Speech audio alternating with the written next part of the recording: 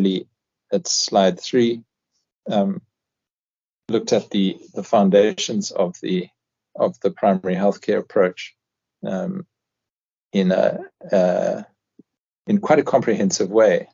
What it actually did was to define it in terms of largely public health terms. If you could keep going with the next slide, because the slide 4 really talks about health as a fundamental human right, and that has not changed. That is a fundamental principle, which is, I must say, at odds with health as used as a commodity in the private healthcare system. If we're talking about the NHI and principles, we're at a fundamental level, we're at odds with the principles of health as a commodity that is bought and sold to people who are able to afford it. So it's when we're talking about principles of the NHI and some sort of collaboration or integration of the private sector, we're on difficult ground if we're talking about the principles. You will remember in the next slide the definition in 1978, and this is slide 5. Seems to be advancing very slowly, Shabir. I'm not sure if you're on slide 5. Yes. And you'll remember this. It's kind of showing slow, so I'll just say, Steve, I'll just tell you next that we know I've moved. Okay.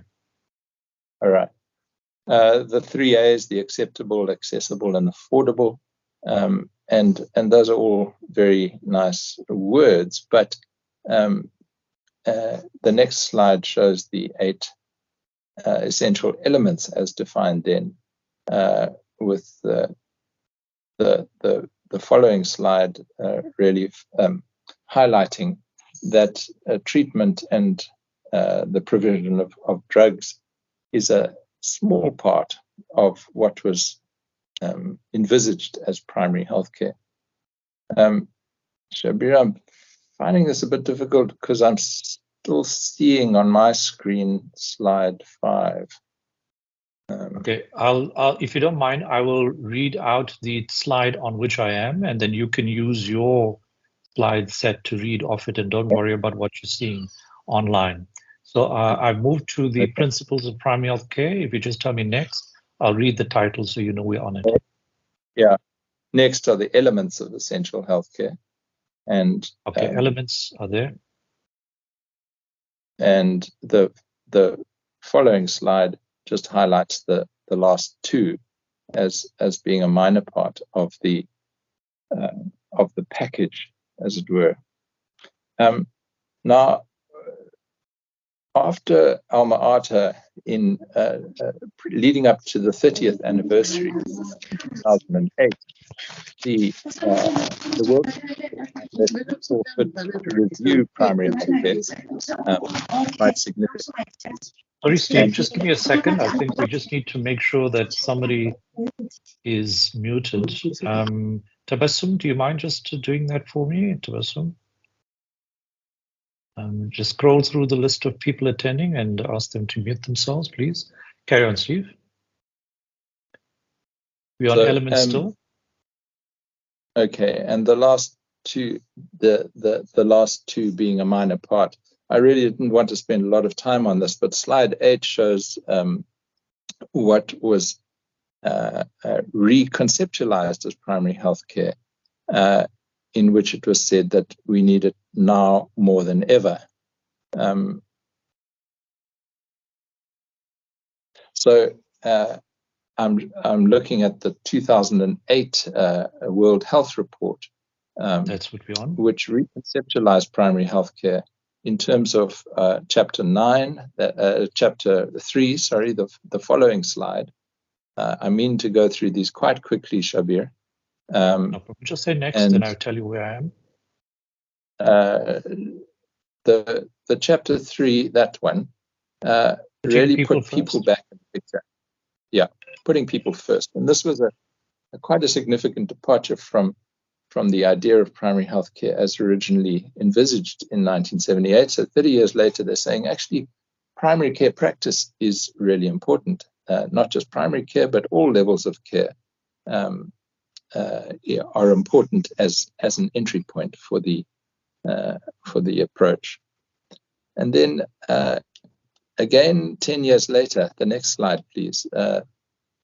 They went back to Kazakhstan and they came up with the Astana Declaration. And actually, as we speak this very week, they're back in Astana with the 45-year anniversary of Alma Ata. And just show the next few slides, this rather futuristic city in Kazakhstan. There we go. In which this declaration, next slide, was formulated. And you'll see now from 2018, the ideas of universal health coverage and the Sustainable Development Goals forming a greater part of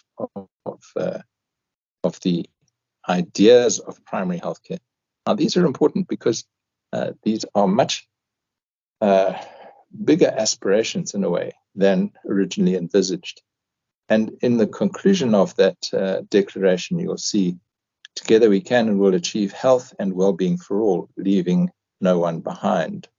Now, those who were at the conference, next slide, didn't necessarily agree with this declaration in its completeness. And here's my colleague Ishak Date calling for a new global economic order, saying that this is not going to happen unless there's a major rethink around equity, particularly at an economic level. And the next slide shows that he was not alone.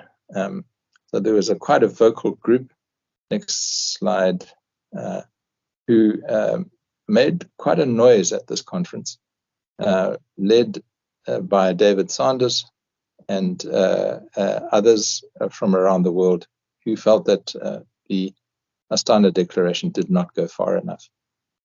So suffice to say that primary health care means health for all, and when we teach it to our undergraduate students, we use the health for all as a mnemonic. If you can show the next slide, you'll see the health for all and the words that we use for each letter.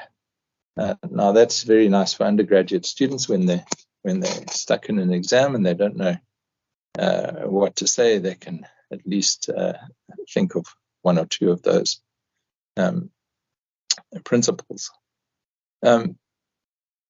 But I want to explain it in a different way. In Africa, next slide, please, we have these rather large animals, in which what you see on the surface is not the whole picture. And I think it's a very good analogy for what we need to be thinking and talking about in primary healthcare.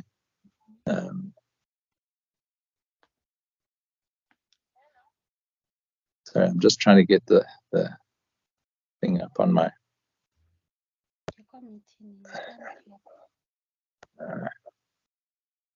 Yeah, I'm not succeeding on my laptop. On my side, I think what people are seeing is the iceberg with the 15% clinical care and the social economic factors 45% below. Go back one to the hippo idea and the clinical presentations of disease being what we can see on the surface, but community experience of health and illness are way and above the determinants of what actually happens on the surface. So yes, now a more northern analogy is the iceberg, which I use also in my teaching. Next slide, in which some studies have been done to show that of health outcomes, only 15% can be attributed to clinical care, whereas health behaviors account for 30%, the physical environment for around 10%, And social and economic factors, the social determinants of health, the vast drive the disease burden that we see on the surface. So this is really to say that we need to go below the surface, whether it's a hippo or an iceberg. We need to delve into the population at risk. Next slide, please, because the practice population, the tip of the iceberg, are the patients who we know and who come for help and who can afford to come. And the population at risk, by contrast, are the people who are not yet ill, just advanced one, but are likely to become so.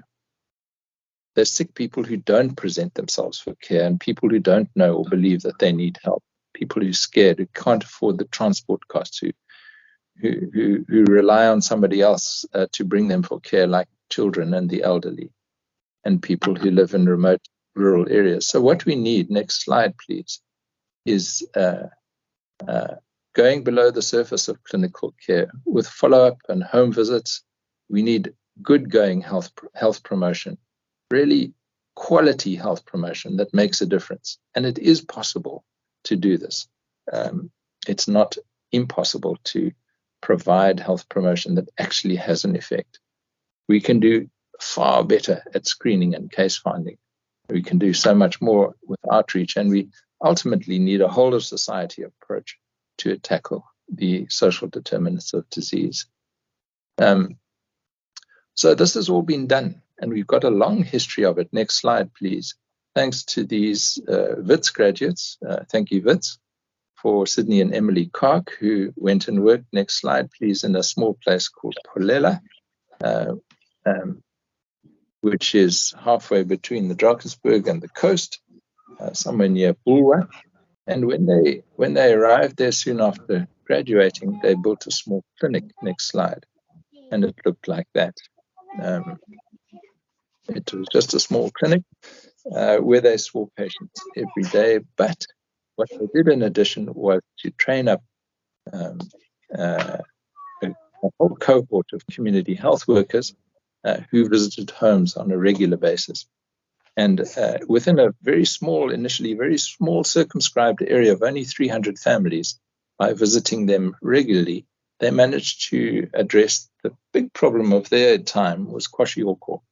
And they managed to bring the incidence in that circumscribed area down quite significantly within 2 years. So they defined, as you probably have come across, the idea, next slide, of community-oriented primary care as a continuous process by which primary health care is provided to a defined community and on the basis of its assessed health needs by the planned integration of primary care practice and public health.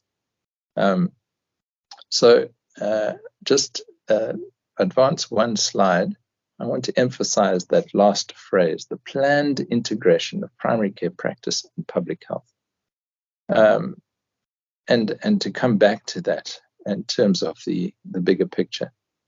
If you go to Pholela now, next slide, please, you will see a modern community health center, and that's pretty well staffed. And they have tried to follow the COPC approach in KwaZulu-Natal with a whole cadre of community health workers. Next slide, please. We have done our own pilot projects in the Western Cape, particularly in the Cape Town Metro. And next slide, we have had 4 pilot sites initially 5 years ago, and most are urban, but one Mamre initially was very rural. And we came up with, next slide, please, these 10 interrelated issues that really need to be addressed as part of COPC. The delineation of sub-areas and teams, so geographic areas linked to specific teams of health workers.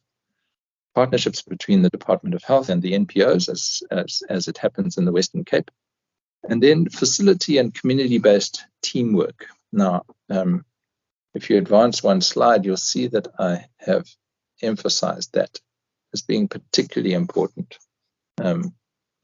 because that's where we find the fault lines. The facility-based teams continue in the same way and seem to regard anything in the community as not their primary responsibility. So by working on that quite significantly, we've made quite substantial progress in a couple of those sites. We obviously need to give attention to all the other things in that long list, and we're busy with them. Let me give you an example. The next slide shows the sub-district, or the small area of Bishop Lavis with the CHC in the middle, which has been divided into 6 wards, and teams of health workers, community health workers and facility-based health workers are assigned to each of those areas. And this was pre-COVID, and when COVID hit, the approach in Bishop Lavis differed significantly from other areas, in that they were able to pivot their whole health delivery system within a couple of weeks to home delivery of medications, of chronic medications, and using their team approach with their community health workers. And we were able to show that COPC really put them way ahead of the curve. So that's just an example of the first principle there that we were able to see in action. And then when I teach COPC to undergrads and postgrads, but particularly to master's level students, they're able to spend most of a semester on a project. Next slide, please. I teach in terms of a stepwise approach. We start initially with a discussion of concepts and terms that I mentioned right at the beginning of this talk, but I didn't go into them. And we expect every student to do a home visit and have a quite in-depth group reflection on each, because each student has a different experience. And this gives them some insights into the community that they serve that they would not otherwise have. And it's quite extraordinary how often facility-based health workers are surprised by what they find in the homes of their patients. It really does seem to create quite a different mindset when they are able to visit patients in their homes. Having completed that reflection, each student then has to map out their community, define it, circumscribe it, define its limits in quite some detail, and then find out as much as possible about that community, both qualitatively by interviewing key informants and quantitatively by getting hold of the relevant statistics. And then follows the most important process, which is a process of prioritization. Communities are complex animals. They suffer from multiple problems at the same time. And therefore, we have to prioritize. We can't tackle everything simultaneously. And that prioritization process, it uses 5 specific criteria. We apply them to the data that they've gathered, and they help to justify and then we. Please, Shirley, can you mute yourself? All right, don't worry, Karen. The prioritization process is particularly important because we can't do everything at once. So by applying the 5 criteria to the data that they've collected, the qualitative and quantitative data, they're able to justify spending time and choosing a particular intervention and planning that intervention. And that's important to justify to their managers when they need to take time away from seeing patients to, for example, attend a community meeting. And so forming a team around that particular issue, whatever it is, whether it's teenage pregnancies or looking after geriatrics or whatever the particular choice of that that community is, results in a team being formed and that problem being addressed over others.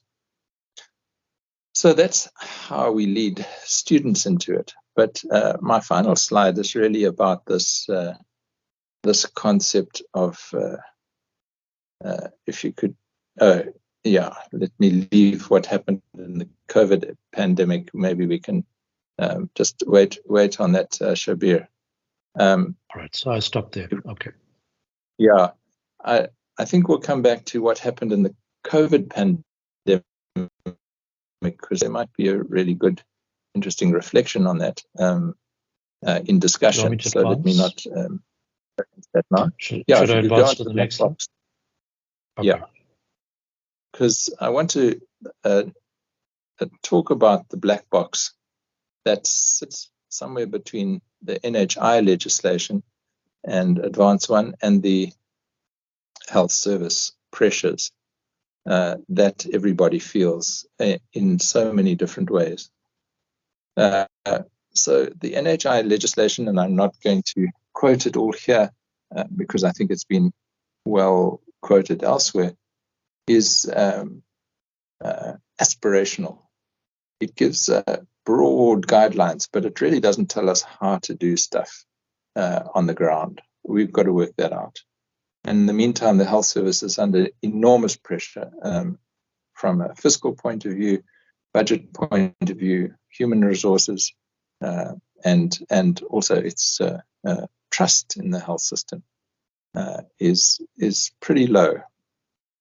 So why I'm drawing this as a black box, this really is my last slide because I'm looking forward to some discussion, is to say that as a bunch of researchers, we really need to look into that black box. We need to ask the right questions. How do we navigate this this space between what the NHI is calling for, which may or may not be realistic, and the health service pressures, which everybody feels most acutely in the government health services. So I would like to advance one. I'd like to suggest that community-oriented primary care provides some of the answers to meet both the aspirations and the pressures. If you could advance one more, and I included some of these questions in the abstract. How do we move from aspirations in community health towards sustainable and systematic improvements in access to quality services at a population level? Okay, you've brought them all on at the same time, that's fine. How can health promotion in its widest understanding happen in a sustainable way?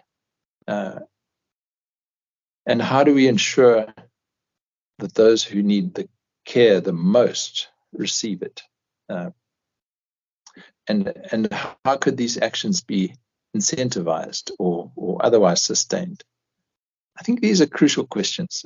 How it's funded is we are leaving to the health economists and the people in Treasury and what they can come up with. But I believe that we can do a lot more with what we have. If you are only to travel to other African countries, you would realize how incredibly well-resourced by comparison South Africa is.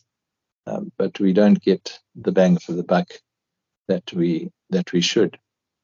And I think some of these questions, as researchers, deserve to be studied, to be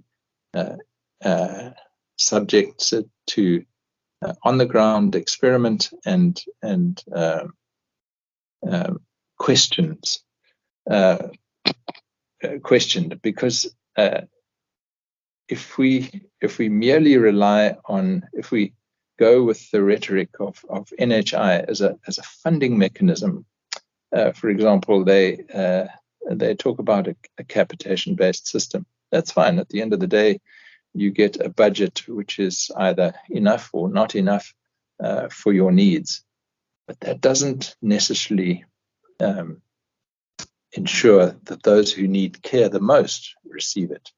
It gives you a package for the whole population, but it doesn't ensure that health promotion happens. It doesn't ensure that the outreach, for example, is sustainable. So I think some of these are I'm just putting them out as potential questions, because I would really enjoy a discussion on each of those and any others that you have. And let me stop there and invite comment. Thank you very much. Really appreciate those insights, Steve, and doing it at the time that you are. Really appreciate that.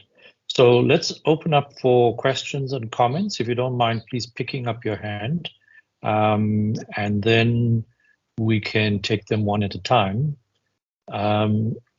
Just some comments while people are coming on board. I think, Steve, those questions are actually quite important. Can I ask the question, do you see the fact that when we have capitated payments, it is based on a population that's paid per capita and adjusted for need? Does that in some ways help us to focus on what you've just said? Because that's one of the rationales for capitation payments, that it is there to avoid a service-based approach and allows the practitioner to, in fact, do what needs to be done to keep people well, because that's the notion of it, and that those who are needy, and the needs could be generally in a payment system, are adjusted by age, gender, socioeconomic circumstances, and morbidity as well. So just your thoughts on that while I wait for others to pick up their hands. My understanding of the capitation system is that it would be aggregated at a population level, and each sub-district ward would get a particular budget for a year, not that it's disaggregated at a patient level, at a individual level. I may be wrong, but my understanding of capitation-based payments is that they are weighted for certain areas for a community as a whole, rather than on an individual basis. It actually is, but I think Brian Ruff is also picked up his hand, so it's great because Brian has some experience in the private sector as well, but it's very likely that it's a per person payment because that's the principle in capitation. Although I do agree with you that in the public service, whether that will translate at a very local level is another question. And so what you point out could be that that's what happens in the public service. But if a GP takes on 10,000 or 5,000 people, he will know who is getting what money for. So it would be adjusted, and it's very likely that way. But Brian, you're welcome. Please unmute yourself and go ahead. Thanks. Thanks, Shabir, and hi, Steve. Yeah, in our contract with GEMS, Shabir, that's exactly what happens. There's a risk-adjusted, what we call a disease burden index, that is applied. So it's not crude capitation, and it's applied to the aggregate of the patients who are registered with that clinic or that practice. And it's recharacterized every month. A very simple process of understanding age, gender, and chronic illness. And on that basis, it's turned into an aggregate fee. We also, in the contract, there's a proportion that is also related to outcomes, which is a kind of, which at the moment we pay out quarterly, which is a outcome-related linked fee. And the combination of the two, the risk-adjusted capitation plus the outcome, is what we call value-based care. So that would be my answer. If I could just ask one other question of Steve, which is, I think we did discuss this a little bit last time. How do you see the role of the CUP in regard to the questions that you posed on the screen, Steve? And thanks very much for your fascinating presentation.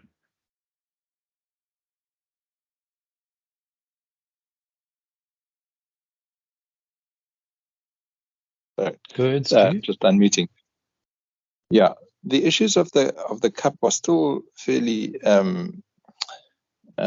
controversial, I would say, whether we have the capacity to actually issue and monitor contracts appropriately. One of the proposals has been that they be for an intermediate period be actually administered from a provincial level rather than from a district level.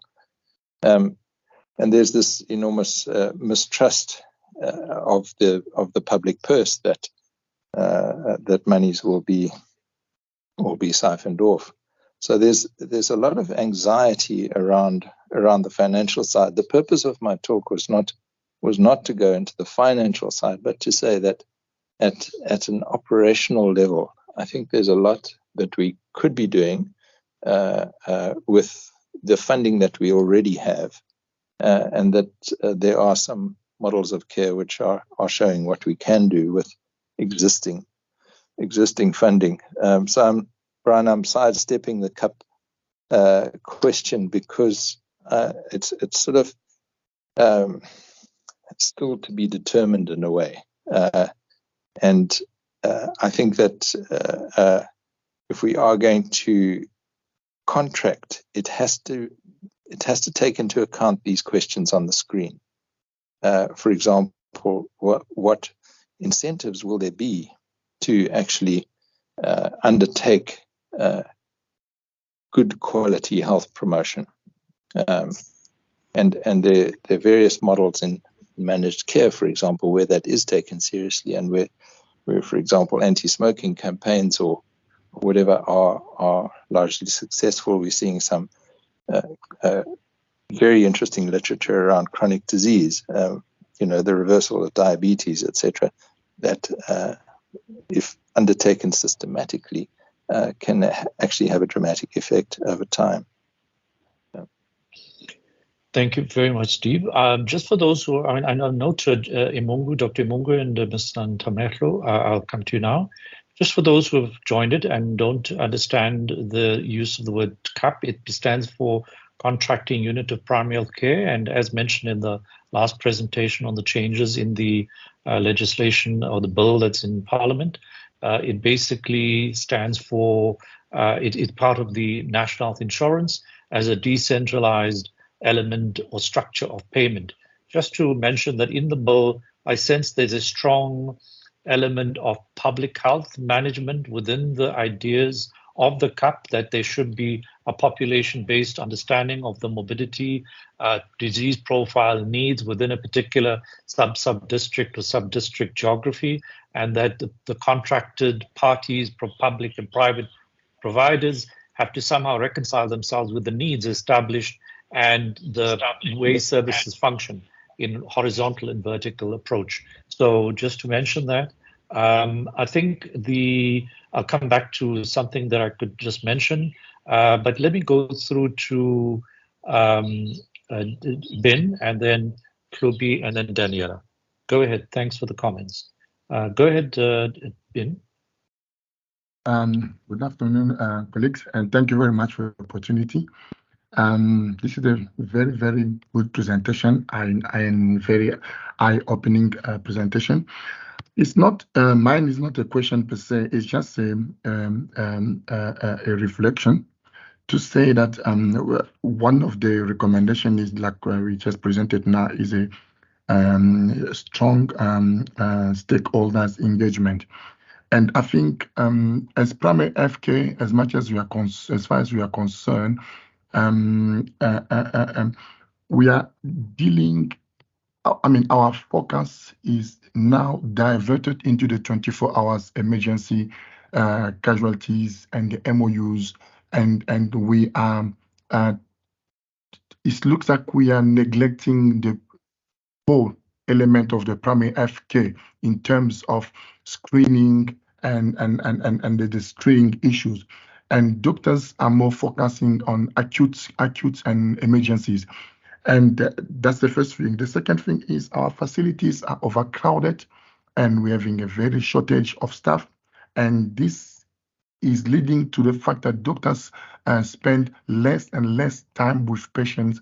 We are no longer spending enough time to go to zoom into the real issue of our patient, and we are missing diseases and conditions that we could pick up at the PHC level. Now, and then also we can find out that in terms of COPC, the role of the robot, our robots are not, I could say, we're not maximizing the work of the robot and for the screening out there and the schools and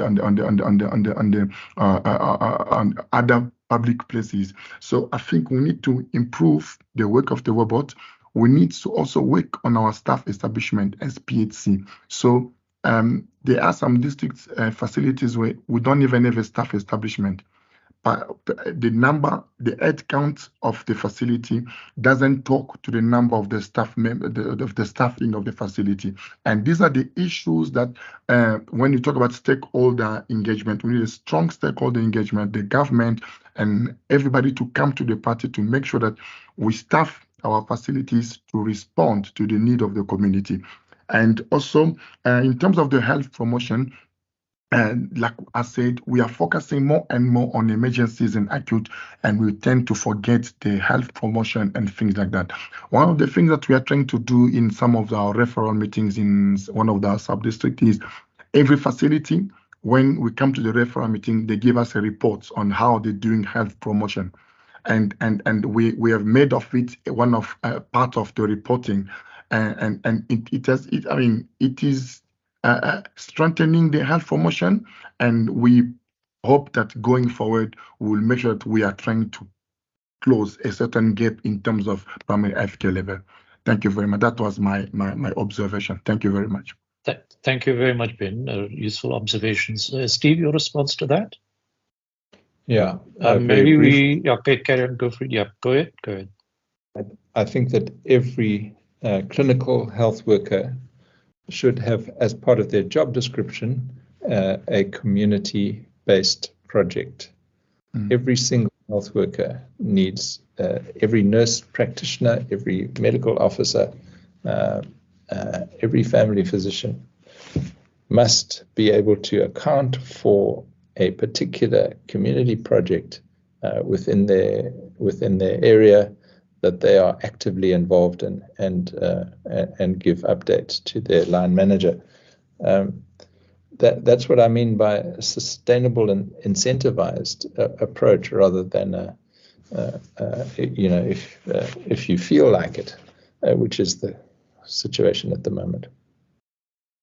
Thank you, Steve. If I may just mention that, in a way, you mentioned that we need to use what we need more on the public service.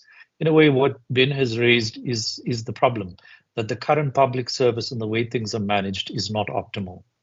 And in some ways, they've implemented a CHW program that doesn't seem to be doing what it should be doing. You've shown evidence of a better approach, which is more integrated, that is important. Is the payment approach, which the NHI is coming with, coming with is saying we are no longer going to trickle down funds through a province, but we're going to give them directly in a contract to providers and include the private sector provider in that equation. Does that not address both these problems? Firstly, is getting incentives closer to the provider, the clinic, the team on the ground, and also bring in these resources from outside, which are private providers, doctors, etc., and rearrange the system. Is that not the right direction? Because we're talking about challenges. But to me, the challenge is actually the question you raised is how do you direct in the contract, the fine print of that contract, that you have that outcome. I just want to mention before you respond is that in a study I did in 2011 with GPs, when we gave them a contract for capitation, when we asked them what would they mitigate, what do they see as the risk, they brought up utilization as a big risk. In other words, that they'd see many more patients than we were putting forward in the assumptions. But the mitigation for it was that we would do health promotion. So there's a natural instinct amongst generally in GPs in this study that we will do health promotion to keep people healthy. But is that the only way we guide the contract? And that's really quite an important issue. So your thoughts briefly on it, and then we can move to the other two questions. Yeah, I'll speak then briefly about the success of the Brazilian system in establishing the family health teams, where the funding comes directly from the national treasury in Brasilia to the municipal level, and the municipality has the, in other words, it bypasses the provincial level, what they call states, comes directly to the municipal level. The funding is dispersed at a local level. That makes all the difference. But the issue with the municipality is that it is able to then implement more of a whole of society approach than just a health sector contract. So yeah, that's not a complete answer, but I think somewhere in between what we've spoken about lies the best way forward. Good, thank you. Shlubi and Daniela, if you can both ask your questions, and then we'll try and respond and then close up. Shlubi and Daniela, Shlubi, go first. Can you unmute yourself? I'm not sure if Shlubi is list. Daniela, you can go as well.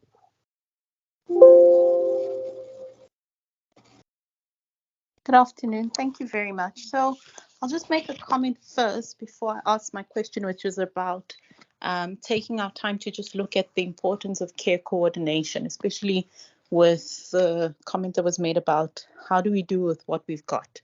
But I'm going to make a comment to say, because it's black box and what was asked about, the widest understanding and sustainable way. And I'm thinking to myself, sometimes the best way to understand things is to unpack them, and somehow, especially when it comes to primary healthcare and COPC and social medicine, very seldom do we delve into the history of this country when it comes to social medicine. And I'm listening and I'm thinking to myself, in trying to plan for a sustainable health workforce or a sustainable universal health coverage, we seldom look at what were the, community issues, if I can put it like that, the local community issues, even the ugly politics that had a direct impact on that social medicine model. Why couldn't Polela, or rather the great works that were being done there by the Clarks and the Jalis, why couldn't they be seen, in our current healthcare system? And we look to other countries which literally took great strides from the work of what was happening here originally. And so in trying to see how we can stop ourselves from repeating it and then carrying out the dreams of COPC, I asked myself, why don't we add that part in our analysis? And I think we do too much on the budget, where the money is going to come from. And in systems thinking or systems planning, we can't just, think in one particular way. It has to be holistic. But then my question then comes into, so what about care coordination? And my point is that who do you perhaps see as having that role as the care coordination within COPC?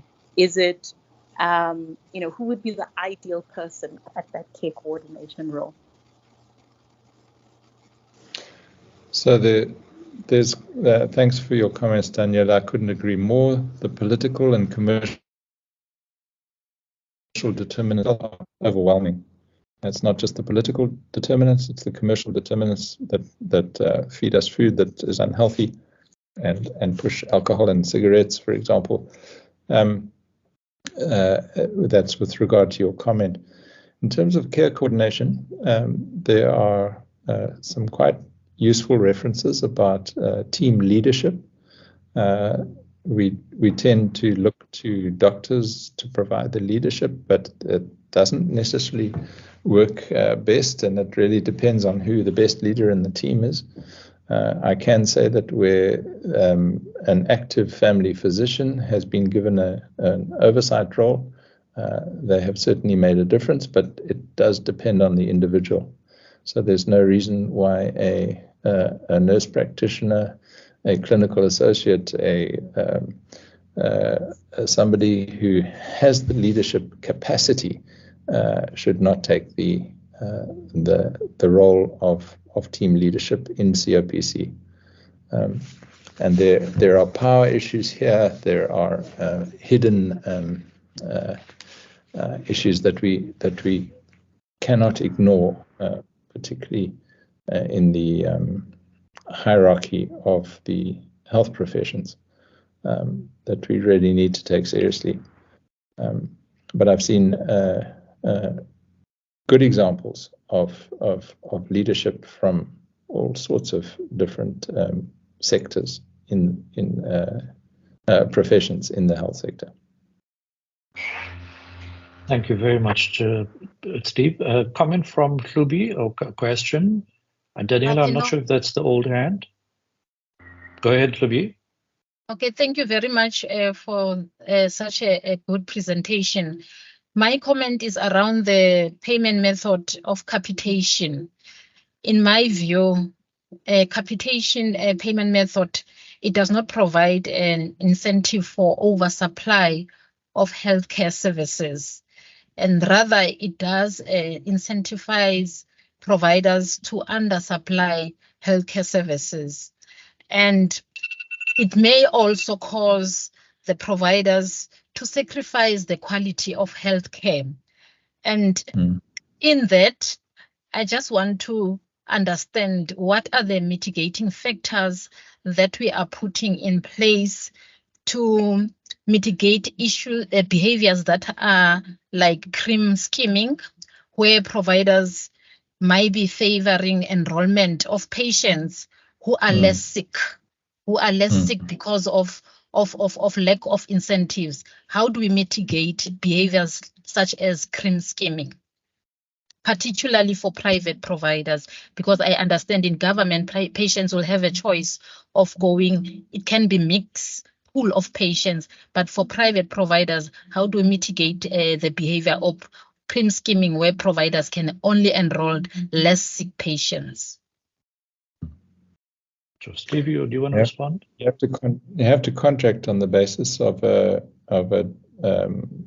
fixed denominator of people.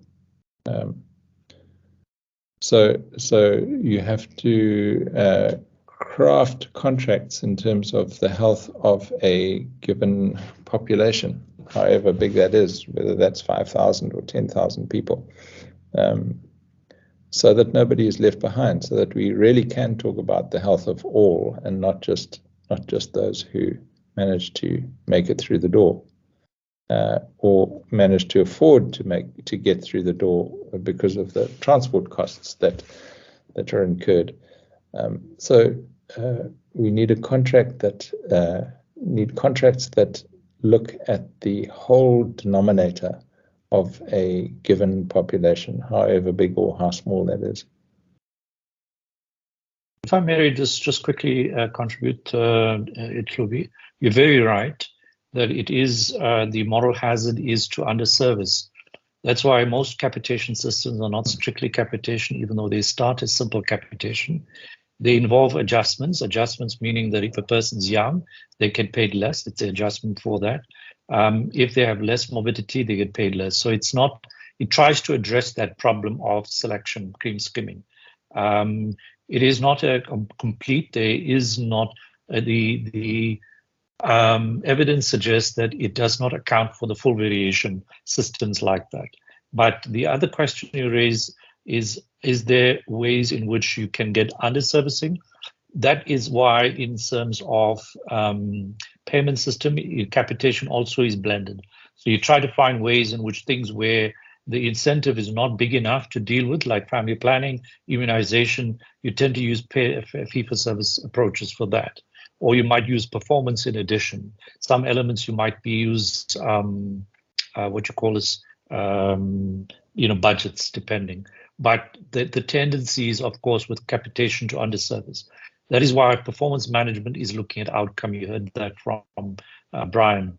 The contract also needs to spell out things that are important. And these are some of the challenges I found within the contracting conversation, is that some of the people are very reluctant to put in things that are not measurable into it, but yet community orientation, like for example, do you have a monthly meeting with key stakeholders of the community? Do you do a prioritizing exercise with your panel?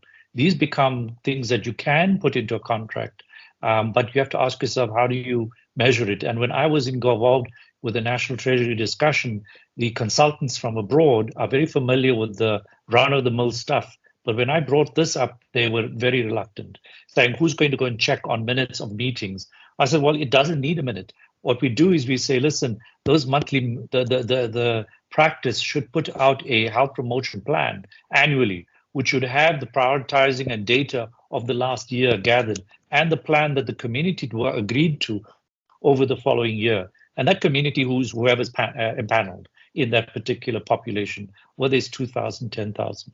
So I think there are ways, but these are the challenges. And I think we need to get researchers amongst us much more in tune with the specific problems that they can think of answering in research. So I hope that answers you as well. Daniela, do you want to comment as well? I think we'll have to close on that. We kind of a little over our time. Daniela, go ahead. Thanks. So this is the last question. It has to do with my previous question. So in terms of then leadership, is it that, or rather more the care coordination, is it that we already have the competencies with, or we train people with the competencies for care coordination and leadership? Or do we think we might necessarily need to create something, whether it's a training program or retweak some of the existing curriculum and training, so that we create people that have the competencies for that care coordination role within COPC? So do we exist, or do we need to create something, or do we need to tweak? It's just, I've got a research question going in my head, and I just want to get a feel of what you think at this moment. Go ahead, Steve. We need a whole cadre of leaders to move this universal health coverage forward. We have umpteen training courses in health management, but very few that focus on the capacity for leadership. And it can be taught. Not everybody is up for it. Not everybody is prepared for that level of uncertainty and risk, but that's what we need. We need a whole cadre of leaders in the health field. Some of them, many of them would be on this call. Thank you. I just want to quickly add, Daniela, that care coordination is essentially, and I'm not sure whether you're using the same way. Of course, care coordination could occur within a practice for a patient. In other words, looking at the full range of what is possible within the practice. But coordination is often referred to from practice to beyond others levels of care. And according to the principles in the capitation and NHI, There's been use of the word as GPs or primary care becoming the gatekeeper, and that allows a lot stronger care coordination, at least to other levels of care.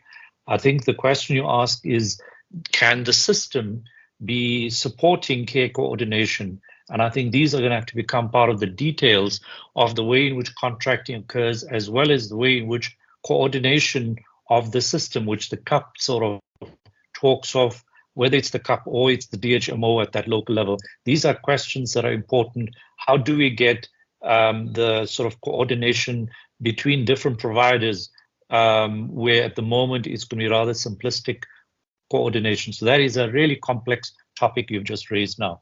Well, thank you very much for bringing it up. And once again, thank you, Steve Reid, for joining us all the way from Sydney at this hour.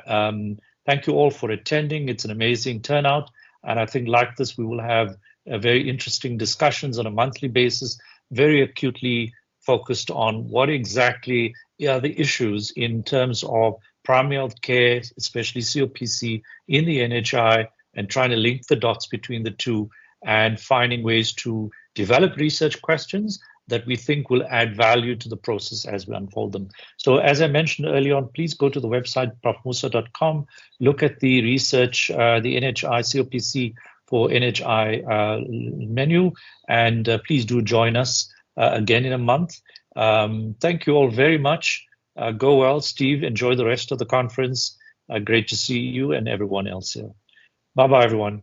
And those who are going to join us in the closed meeting, please, the other link is available. So please distinguish between the two links, and you can open the other link for the closed meeting. That'll be only open to those who have actually provided some information, as I mentioned earlier, which I'll just quickly reiterate, is basically closed to senior researchers who want to be supervisors, senior officials that we think are important to the process, and potential researchers who've at least put a concept paper forward. If you want to do that and interested in joining the circle, please go to that website link and look at it, their resources, put together some ideas, email it to me, and we will then hopefully get you to join the group.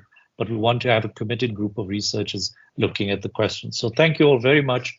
Go well. Take care. Bye-bye now.